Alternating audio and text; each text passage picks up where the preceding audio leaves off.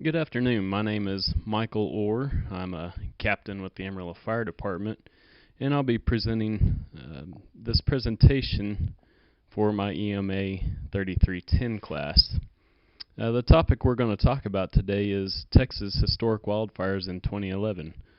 These were profound fires that had devastating effects and actually had not been seen to this degree ever before.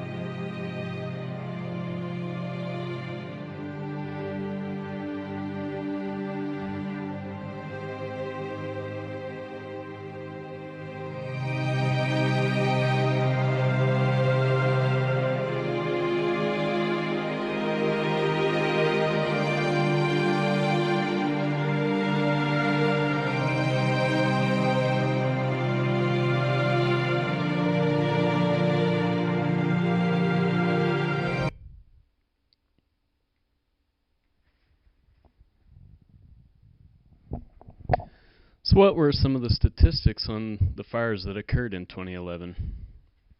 Well, there were actually a total of 24,256 fires for an approximate 3.7 million acres. 2,829 homes were lost, and the responders courageously saved 35,031. One statistic that can't accurately be measured or even anticipated would be that of timber loss from the effects of the fires. It actually would trickle down and range into the billions of dollars. 1,800 fire departments and 40,000 firefighters responded at a cost of nearly $2 million per day. And to kind of put this into perspective, 47% of the acreage that was lost in the U.S. that year was in Texas.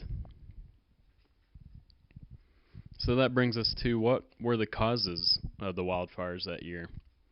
As you can see in this graphic on the right-hand side, we have a picture of the drought situation across the United States.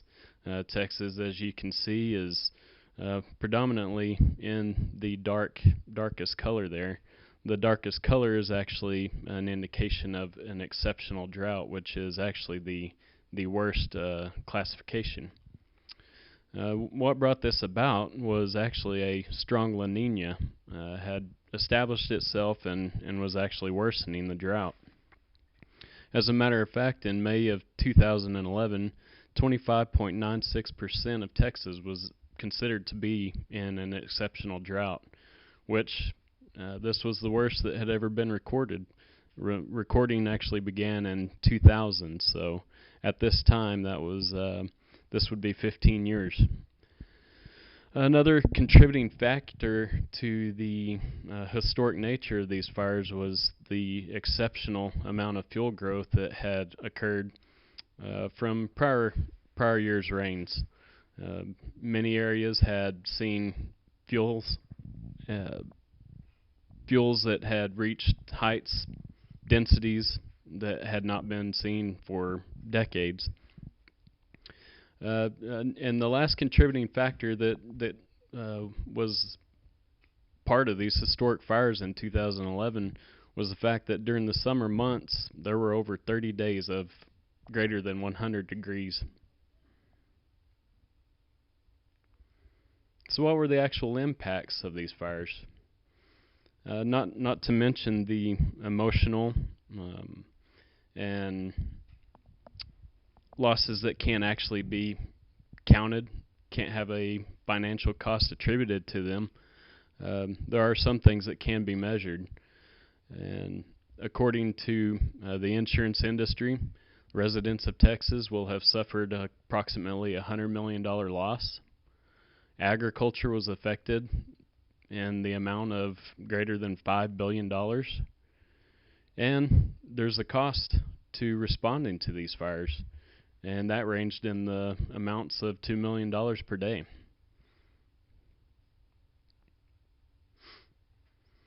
One of the positive aspects, one of the good things that came out of these fires was research that was conducted that allowed our National Weather Service scientists to be able to predict days that fires such as these would occur, much similar to tornado predictions. This phenomenon of these multiple outbreaks of fires spread across large regions of the state is called a Southern Great Plains wildfire outbreak. This phenomenon was actually researched and reported on by scientists that were located in the Texas Panhandle for the National Weather Service.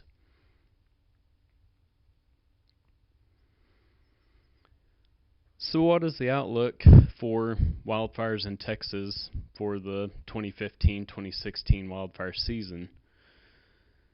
This year we have actually, at about the midpoint of the summer, had a development of a strong El Nino, which with an El Nino, that brings about below normal temperatures and above normal precipitation.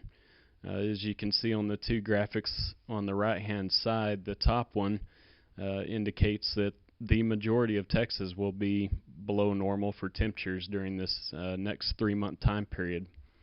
And also on the bottom graphic, you can see that temperatures in Texas will be, the precipitation for Texas will be above normal. In the near future, that being October and the first parts of November, we can expect to see short-term fuel drying with a quick return to less favorable burning conditions. So what are some of the lessons that we've learned from the wildfires that occurred in 2011? Well, across the state agencies, local fire departments, volunteer fire departments, there's been a strong push towards fire prevention and mitigation. Any fire that doesn't occur is a good thing, and if we can prevent those from even starting, then we're ahead of the game. We've also begun a public education push towards the Ready, Set, Go program. It's instituted by the U.S. Forest Service as well as the Texas Forest Service, and all it is an education program to teach people what they need to do in order to be ready in the event of wildfire, what things they need to do to get ready to leave their homes in the event of an evacuation, and then what to expect once they go. When should they expect to be let back into their homes? Another aspect of things that we've learned, lessons we've learned from the 2011 wildfires, was that we needed more coordination between the federal, state, and local agencies to respond to wildfires of such great magnitude. Part of the response to this was the creation of the Texas Interstate Fire Mutual Aid System. This system provides for training as well as apparatus that will go to participating departments. These departments will staff these trucks and respond throughout the state whenever they're called upon. This creates a system of mutual aid, and it also creates a common group that everyone can rely upon and know what they can expect whenever they arrive on a scene.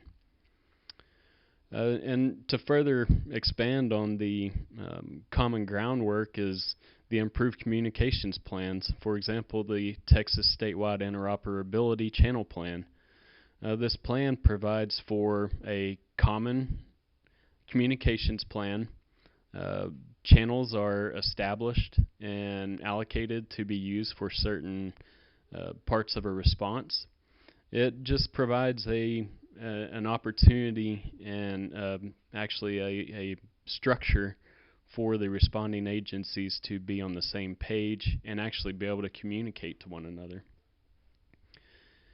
And also, as we had talked about before with the fire weather prediction, as they've continued in the research for this, they are actually getting better and better at being able to predict when we might have these high fire danger days. And the reason that this is important is that it allows local, federal, state, and local departments and administrators to be able to plan for those days. Planning for those days could include increased staffing or even pre-positioning of apparatus to areas that could be the most dangerous for high fire danger. Again, my name is Michael Orr, captain with the Amarillo Fire Department, and also a student in the EMA 3310 course. I appreciate your time. Thank you.